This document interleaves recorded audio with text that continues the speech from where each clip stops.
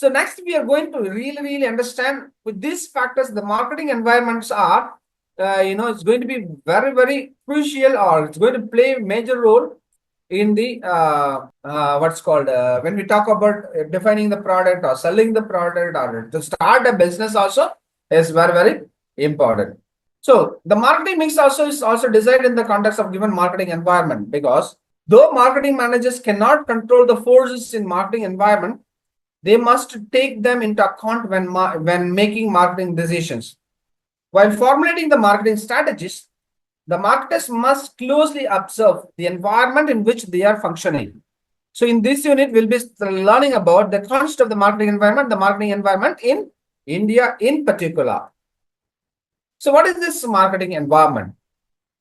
According to Philip Kotler, because remember I said, if you talk about marketing's guru is Philip Kotler. And because anywhere we talk about marketing without mentioning a Philip Kotler, you will never find anything. Okay, therefore, a company's marketing environment consists of the actors and forces outside the marketing that affect marketing management's ability to develop and maintain successful transactions with its consumers. So, for example, the relevant environment of car manufacturers and buyers, the tire manufacturer may be the other car manufacturers' competitors, and the tire manufacturing technology, the tax structure, the imports and export regulations, the distributors or dealers, the competitors. So, in addition to this, the company also may have to consider its own capabilities in terms of its production, technology, finance, and sales force, etc. So we move on directly to the marketing environment. So there are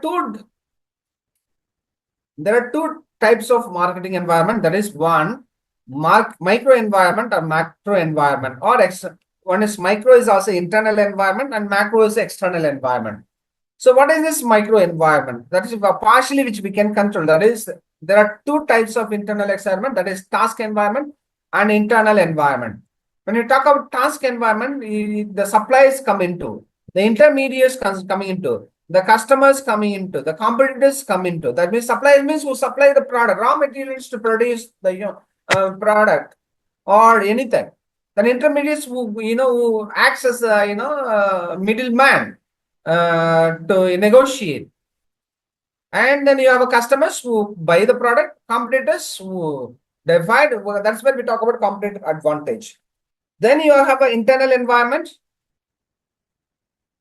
That is the company itself, the members, the makeup of management, the money, the stakeholders, shareholders, everybody come into the environment. The organization policies, the values, everything. Then we move to the next environment, that is macro environment. Macro environment, you can learn about the acronym PESTEL, PESTEL, PESTEL. So here I've given very few. You can just talk about PESTEL. I'm just thinking in the chat box. PESTEL. This is what's macro environmental. P stands for political, E stands for economical, S stands for societal, T stands for technological, and though here it is mentioned natural and global social, here E stands for environment and L stands for legal. L stands for legal.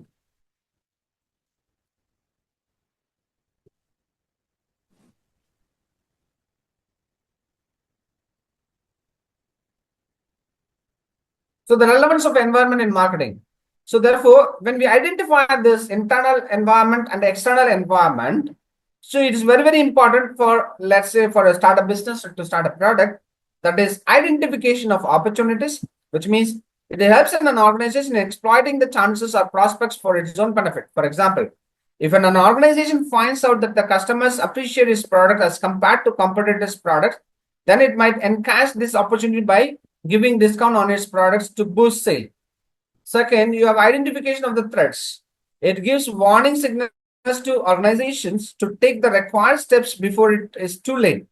For example, if an organization comes to know that the foreign multinational is entering into the industry, then it can overcome this threat by adopting strategies such as reducing the product's prices or carrying out aggressive promotional strategies. Then third, it's relevant because there we can manage the changes.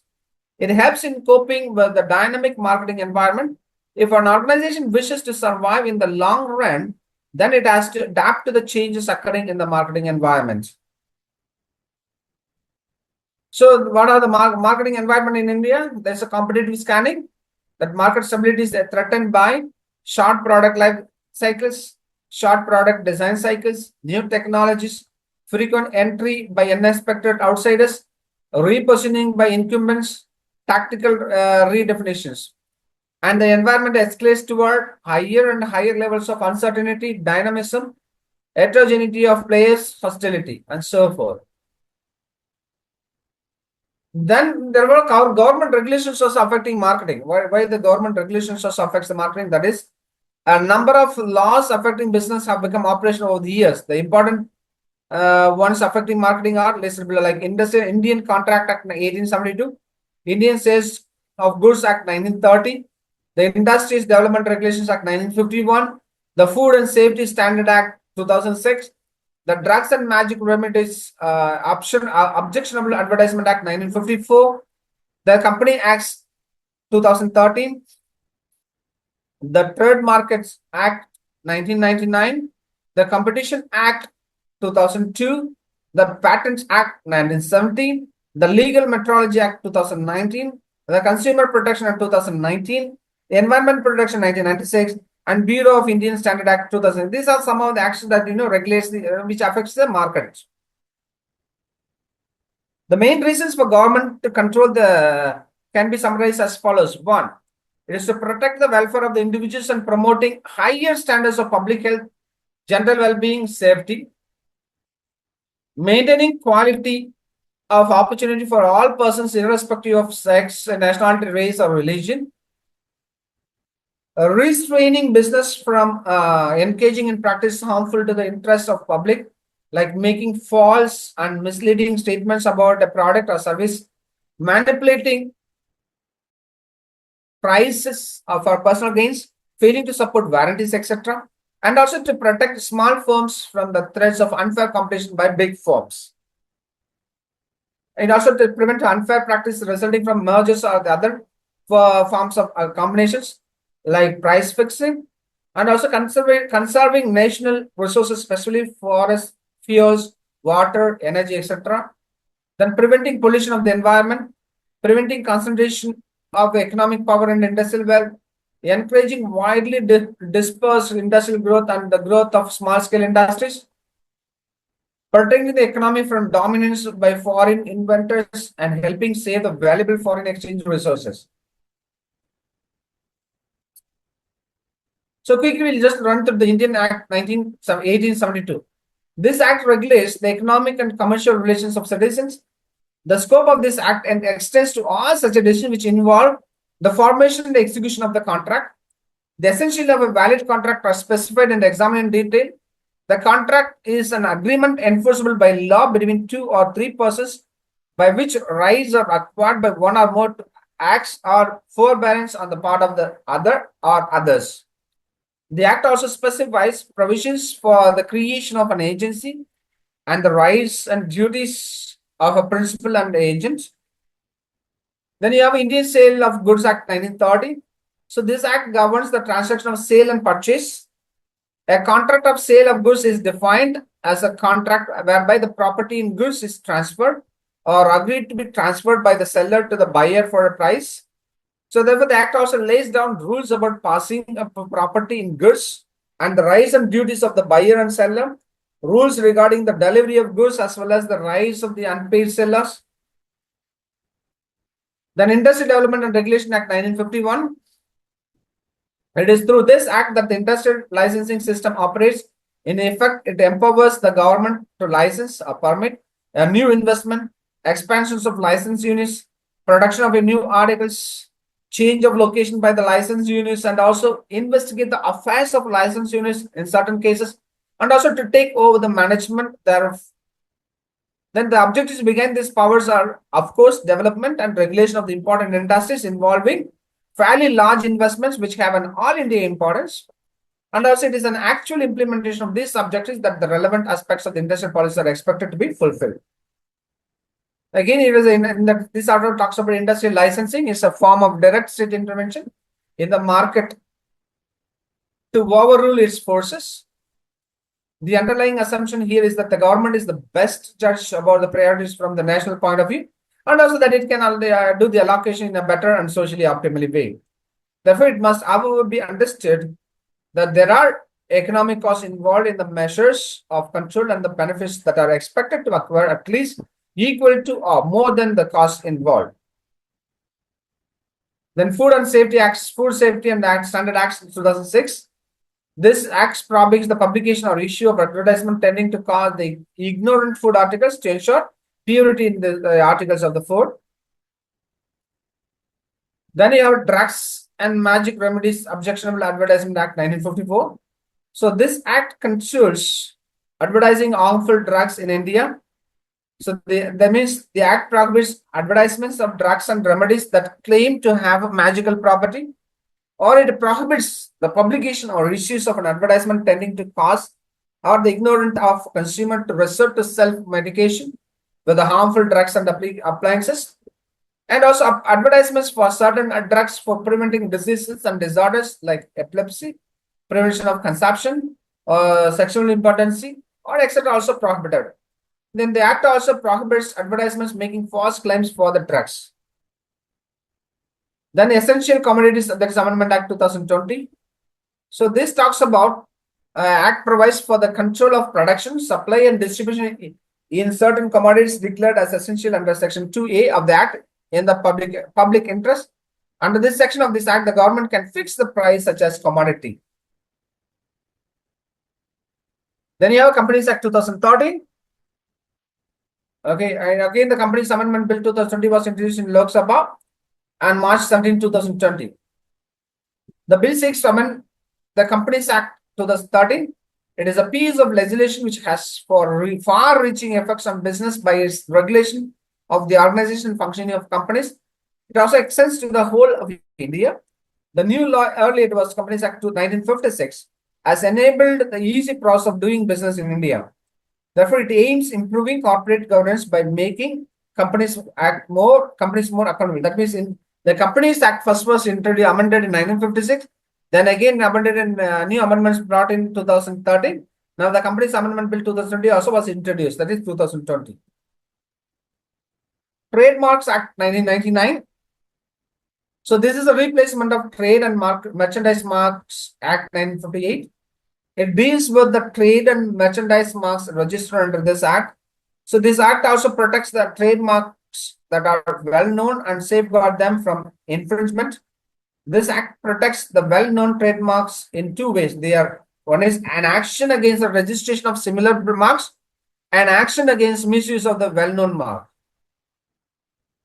A mark includes a device, a brand, a heading, a label, or ticket, or name, or signature word, and letter of a numeral or a combination of thereof.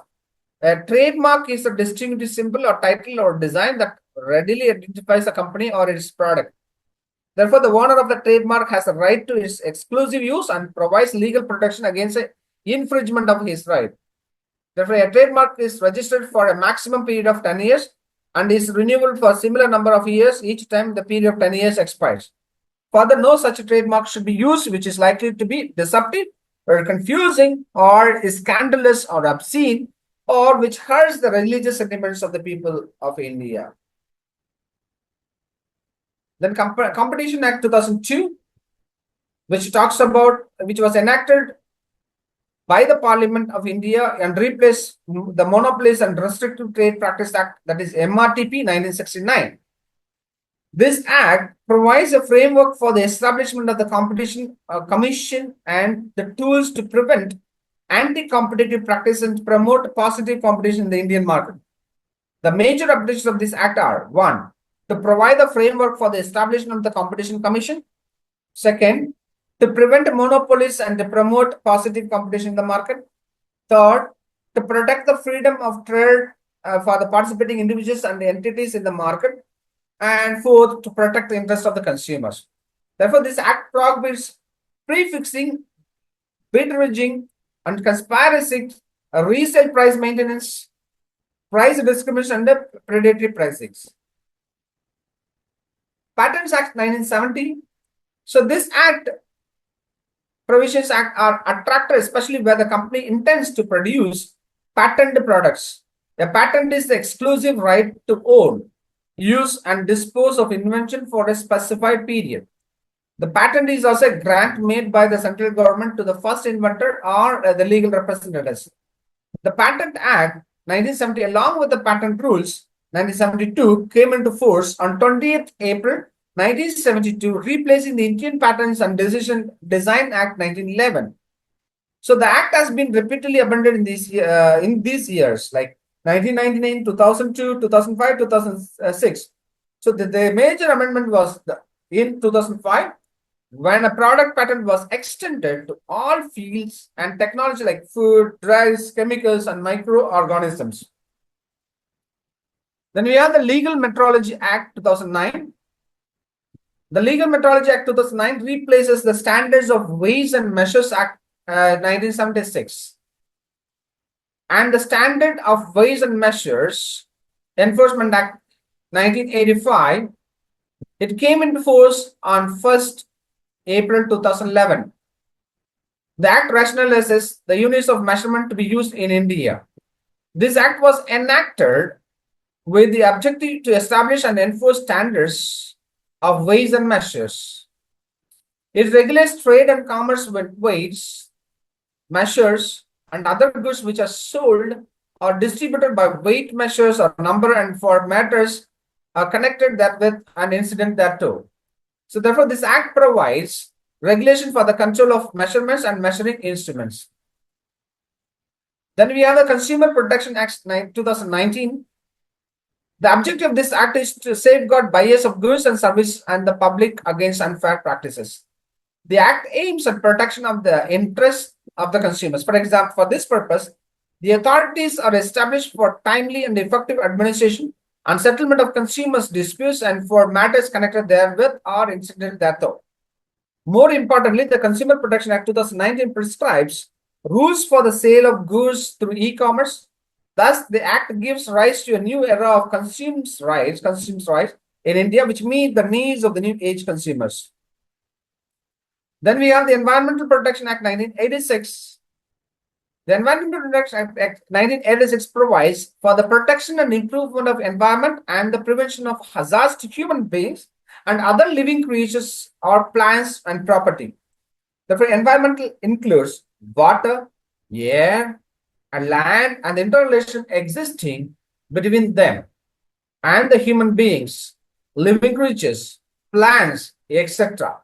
Any solid, liquid, or gaseous substances present which may tend to be injurious to the environment is an environmental pollutant, and the presence thereof, therefore, is a pollution.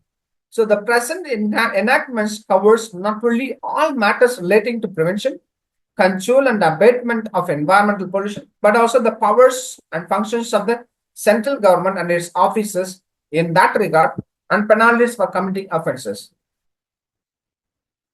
Then Bureau of Indian Standards 2016. So this act replaces the previous Bureau of Indian Standard Act 1986. The Bureau of Indian Standard Act provides for the establishment of Bureau for the harmonious development of the activities of standardization, marking, and quality certification of goods, and for matters connected therewith or incidental thereto. Bureau of Indian Standard Act 2016 established the Bureau of Indian Standard BIS, that is the National Standard of Body of India. It also allows central government to make it mandatory for certain notified goods, articles, or process to carry the standard of mark. It has been provided that the Bureau of Indian Standards will be a body corporate, and there will be an executive committee to carry on this on its day-to-day activities. The objective of this act is to intensify the efforts to produce higher standard and quality of goods to help in inducing faster growth, increasing exports, and making available goods to the satisfaction of the consumers. The keywords are macro environment, large societal forces, that is pestle, and marketing environment is the factors that force outside the marketing and that affect marketing managements. the ability to develop and maintain successful transactions with its target customers. Then marketing intermediaries, firms which help the company in promoting, selling, and distributing its goods to ultimate consumers. They include middlemen, transporters, marketing service agencies, and financial intermediaries. Then you have a micro environment, the environmental factors that are in the closer circles of the firm. It includes organizing internal environment, suppliers, marketing intermediaries, customers and competitors, and suppliers, firms that supply consumer and raw materials to the company. So with that, we conclude the second unit.